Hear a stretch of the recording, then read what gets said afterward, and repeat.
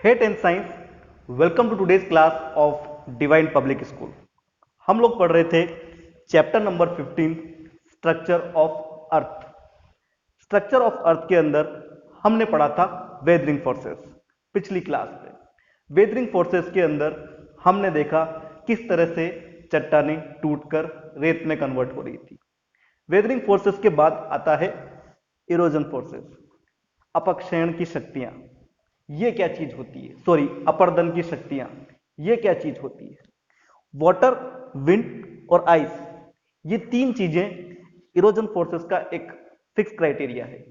इन तीनों चीजों एक जगह से दूसरी जगह को मूव करती है, और जब ये मूव करती है तो इनके अंदर होती है बहुत सारी फोर्स और बहुत सारी एनर्जी, जो रास्ते में आने वाली सभी चीजों को तहस नहस कर देती है। मूवमेंट के बाद ये जहां पे जाके इकट्ठे होते हैं वहां का स्ट्रक्चर चेंज हो जाता है। इस तरह से इरोजन फोर्सेस काम करती है। ये इरोजन फोर्सेस बहुत सी बार वेदरिंग का काम भी करती है।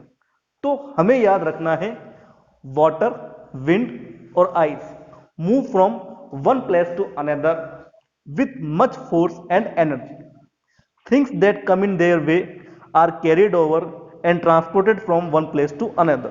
जो भी चीज इनके रास्ते में आती है तहस नहस हो जाती है, एक जगह से दूसरी जगह को शिफ्ट हो जाती है, और जिस जगह पे शिफ्ट होती है वहां का स्ट्रक्चर बदल जाता है, वहां सब कुछ बदल जाता है। अपन समझते हैं इसकी एक और चीज, वो है power of wind. Power of wind को हमको ध्यान से समझना है। बहुत ही आसान क्वेश्चन आते हैं इस चैप्टर से। The speed of wind provides it the energy of weathering. जो स्पीड ऑफ विंड है वो वेदरिंग की शक्ति है। मैं आपको पहले बता चुका हूं, जो एयर के अंदर पार्टिकल्स मौजूद होते हैं वो एक रेगमाल की तरह रगड़ते हैं चट्टानों को। बहुत स्लो प्रोसेस के अंदर धीरे धीरे वो चट्टानों को घिसते रहते हैं, तोड़ते रहते हैं, उन्हें बारीक करते रहते हैं। As the speed of wind increases, the force of weathering also increases. जैसे जैसे विंड की स्पीड बढ़ती है, उसकी वेदरिंग फोर्सेस, उसकी वेदरिंग करने की एबिलिटी भी बढ़ती जाती है। And some time changes the face of area, और कभी कभी उस एरिया का नक्शा बदल जाता है। आप अगर किसी डेजर्ट में खड़े हो तो सोचिए लाखों सालों पहले उस जगह पे क्या होगा। वो सारी की सारी रेत कैसे बनी हुई होगी? क्या आप उस एरिया की या उस समय प्लेनेट कैसा दिखता होगा, इसको इमेजिन कर सकते हो? अब जानते हैं कि ये जो एनर्जी है वो विंड को कहां से मिली। भाई, हम लोग जो कमरे में हवा रोटेट होती है वो होती है पंखे से। हम एक स्विच दबाते हैं और पंखा चल जाता है। लेकिन जो नेचुरल एयर है, जो ब्लोइंग एयर है, जिसको हम विंड कहते हैं, उसको ये जो एनर्जी मिली है ये इतना आसान प्रोसेस नहीं है। हमें इसी चीज को समझना है कि विंड के अंदर ये एनर्जी कैसे आती है। तो चलिए जानते हैं विंड का मूवमेंट, विंड मूव कैसे करती है। Wind expand when heated. जब भी विंड गर्म होती है वो एक्सपेंड होती है। And when become light rises up, और जब वो लाइट हो जाती है, हल्की हो जाती है, तो वो ऊपर उठती है।